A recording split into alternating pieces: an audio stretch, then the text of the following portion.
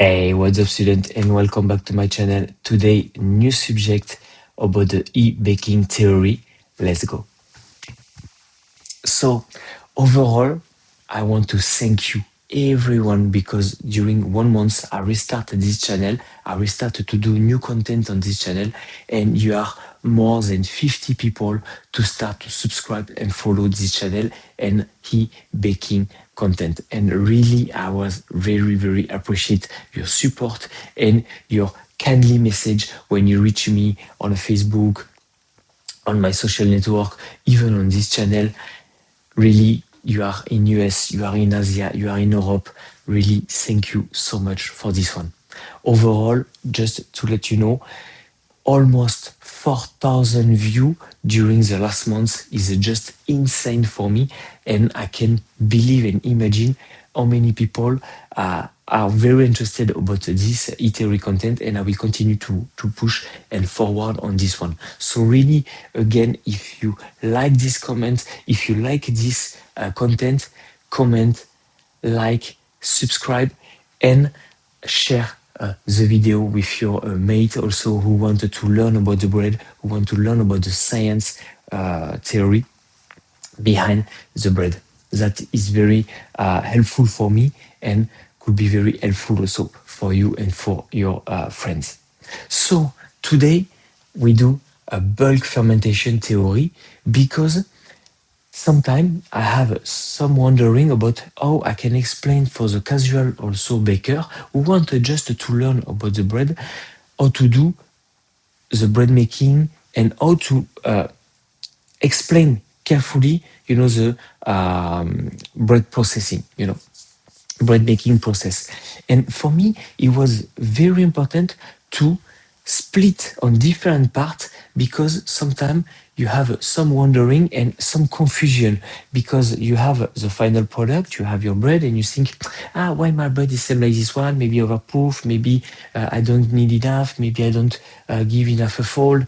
And many information can cross up and many information can be understanding or not understanding very well. So for that, I wanted to take time to split on a different part your bread making, so that we have a different subject, different topic, and different. It will be more clear for everyone. So overall, before to talk about the bulk fermentation, we should talk about the full fermentation. So what is a full fermentation? Full fermentation, this is your cells yeast activity after, at the end of kneading, into loading to the oven. Your bread and your dough during this time have cells yeast activity during the full fermentation. So that means during the bulk fermentation, dividing, pre-shaping, chipping, and proofing or secondary fermentation, and even when you start to score and load into the oven. After that, when it's inside the oven, your bread start to reach 50 degrees, the cells yeast activity started to be boosted at the maximum and start to be killed. So for that, it's very important to understand, first of all, what is the cells yeast. The cells yeast is a biological bacteria start to develop himself into the dough. What they need to develop himself, they need warm temperature, sugar, and oxygen. So sugar, basically, it will contain into your flour, approximately 2% if you take purpose flour, same like T55, 2% of primary sugar. This one will be heating by the yeast and started to get CO2 and gas. And this is, at this moment, the development of your cells yeast started to split into your dough and started to develop themselves and push, same like this one, and started to give a strain and texture of your dough. For that, it's very important to have a long bulk fermentation to start to get very good structure and also start to develop also your aroma, your flavor into your dough. During the bulk fermentation, you are what we call in aerobie. So aerobie, that means inside your dough, you have also oxygen. Oxygen who help the development of your yeast. And during the bulk fermentation, your structure of the dough start to continue to get a gain of your structure, started to get a stretch of your gluten, and so play about your full structure. So if you have a lot of yeast inside your dough, what could be happen? The fermentation will be very fast. So the cells started to develop very fast and start to split everywhere very fast. So for that, you need to control your temperature. Imagine your dough after kneading is approximately 22, between 22 24, it will be fine. Honestly, it will be fine. It will be okay. You can manage and control the fermentation. If it's over approximately 26, 28, là, it will be a little bit more faster. The gas and the CO2 start to develop themselves very fast. Automatically, the gas also started to push and started to give strain too much on your gluten. And automatically, at this moment, it started to give too much strain and your dough can collapse at the end because your gluten or your window gluten cannot catch too long this full fermentation and this powerful.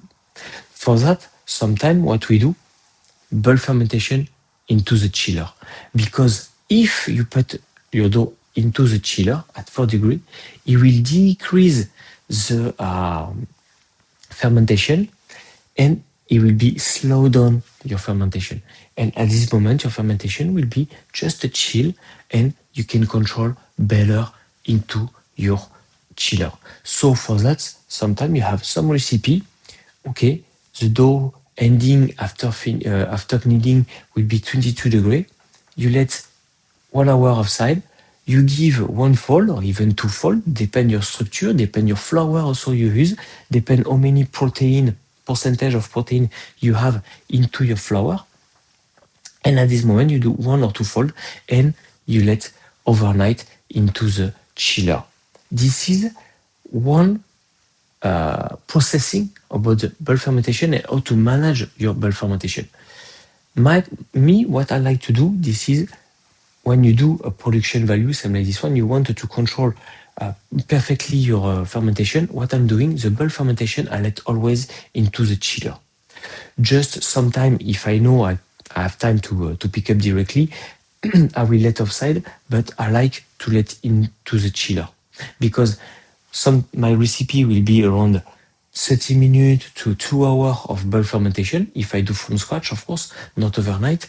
And I like to let in the chiller so that I control the fermentation, the cell yeast development, and I'm sure to manage correctly the bulk fermentation and give a strain, but slowly. If you let offside, what could be happen? Sometimes your room temperature will be too high, maybe 26, 28, even 30 degrees, and at the end, your bulk fermentation will be too fast. And when you start to divide your bread, it started to be too sticky because it's overproofing. Because inside your dough, what could be happen? Your sugar, your yeast eats the sugar, start to create CO2, started to create a gas carbonic, and automatically started to create also a little bit alcohol degradation, and your dough started to be sticky. So for that, sometimes the student doesn't understand what could be happen inside the dough if they cannot understand how to manage and control the temperature of the dough. For that, that is a really important subject about the bulk fermentation. Again, when you have your bulk fermentation on your bench, what could be happen? You do, imagine 1 hour of bulk. During this 1 hour, if your dough is a little bit loose, even during the bulk fermentation, you have a good strain and a good fermentation, what you can do, you can give one fold, so that you are sure to have a good repartition of the oxygen and of the gas into your dough. And again, this fold will give you and give to the dough a good strain to have a good structure at the end. Or what you can do, this is you do a one fold and after you let in a chiller just to control the cells yeast fermentation. Okay, because at the end, if you don't do that, what could be happen? Your dough will be too dense also because your gluten obvious will catch the CO2, but it doesn't have time to catch properly the fermentation, and at the end you will be too dense inside and you will not have a very good development of our crumb.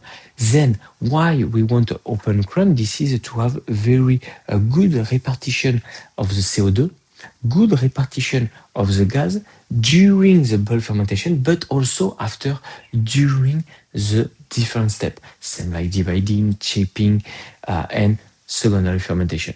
Okay, so that is very important. For that, you need to control your temperature of the dough after kneading, temperature of the room, your time of the bulk fermentation, and even let in a chiller if you need. And if you mix or knead very less, maybe 2 or 3 minutes, là what you need to do, let at room temperature, because your bulk fermentation need to be very active to help the structure to gain the texture, and every hour you give one fold, so that you have a good repartition of the gas and CO2. Okay, so this part is very important because the bulk fermentation help you for your gain and structure of your dough.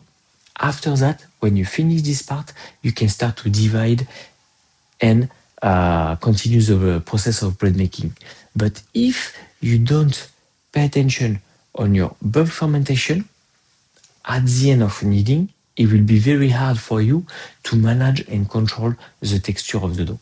For that, poke also your dough at the top, okay, when it's on your bench. Why sometimes it's too sticky? Maybe because it's a too hot temperature. So what you can do, let in the fridge, cover properly so that you are sure your dough will not be too sticky. And you continue, same like this one, to do the process and the bread making. If your bulk fermentation is overproof, what could be happen? When you start to poke, your fingerprint will not spring. You know, it will stay, and you can visualize your fingerprint. But if your bulk fermentation is active and enough on a strange, when you poke on the top, it will split and you will not see anymore your fingerprint.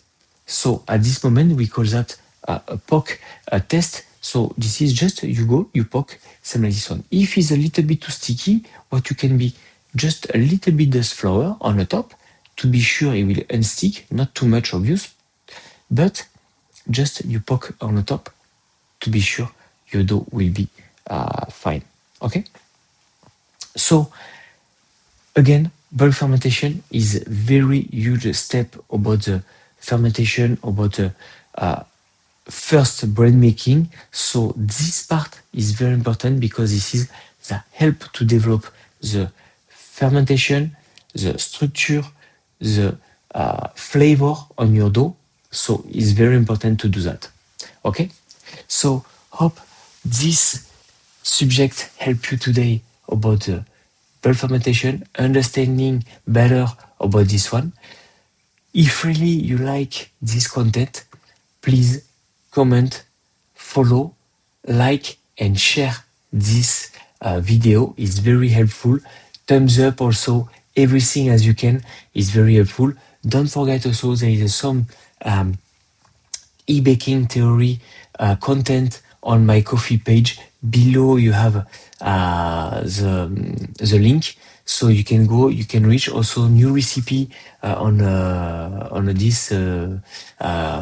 this page, so you can find everything as you need. Thank you. See you soon. See you soon.